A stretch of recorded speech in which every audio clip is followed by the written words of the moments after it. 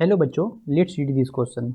इसमें क्या कह रहे हैं कि 1 gram of acid, that is acid क्या है C6H10O4 required 0.768 gram of KOH for complete neutralization. How many neutralizable hydrogen atom are in this molecule. तो ये क्या कर रहा है, फॉर कंप्लीट न्यूट्रलाइजेशन, ये इसका बहुत ही क्वेश्चन सॉल्विंग पॉइंट है। फॉर कंप्लीट न्यूट्रलाइजेशन हम जानते हैं, क्या जानते हैं, number of gram equivalent at both should be equal।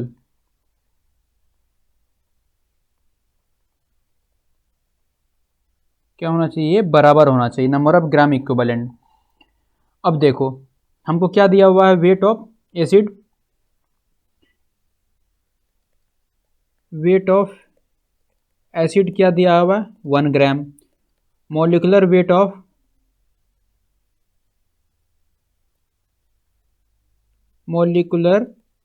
Of KOH क्या दिया हुआ है, मॉलिक्यूलर वेट ऑफ KOH क्या होता है, that is I think 56 gram, और molecular wait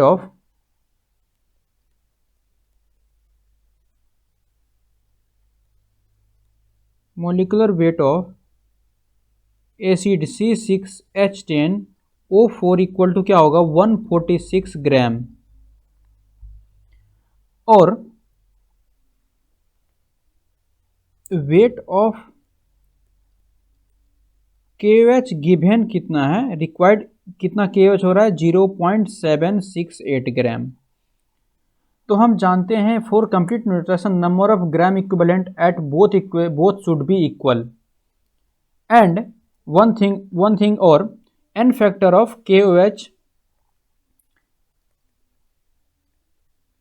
n factor of KOH क्या होता है 1 होता है।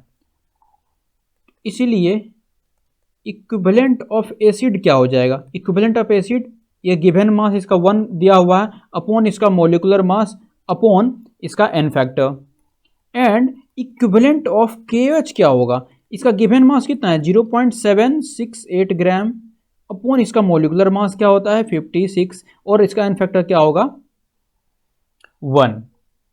ठीक है, हमको n फैक्टर ऑफ एसिड पहले पता करना है, n फैक्टर ऑफ क्या पता करना है, acid, that is 1।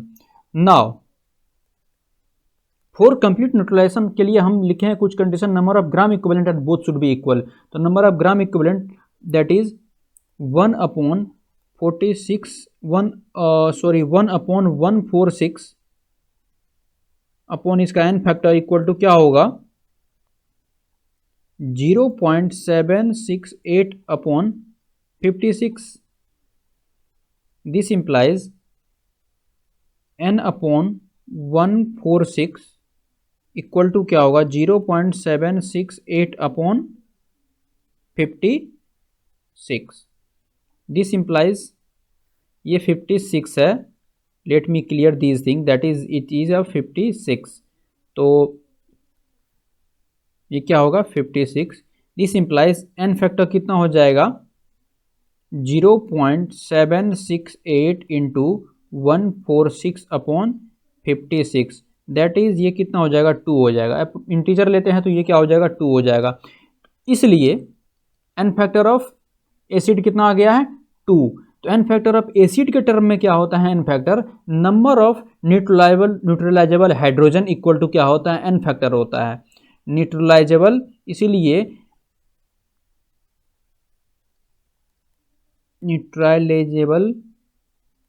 न्यूट्रलाइजेबल H atom equal to क्या होगा 2, क्योंकि n फैक्टर एसिड केस में क्या होता है नंबर ऑफ न्यूट्रलाइजेबल हाइड्रोजन एटम। ये कितना आया था हमको n फैक्टर एसिड का 2 आया था, सो नंबर ऑफ न्यूट्रलाइजेबल हाइड्रोजन कितना है 2 है। तो from here option C is a correct option. ये नंबर ऑफ न्यूट्रलाइजेबल हाइड्रोजन पूछने के बदला यहाँ पे n फैक्टर भी पूछ सकता था, एसिड है इसलिए क्वेश्चन को हल्का घुमा दिया है। तो option C is a correct option. Hope you understand it well, best of luck.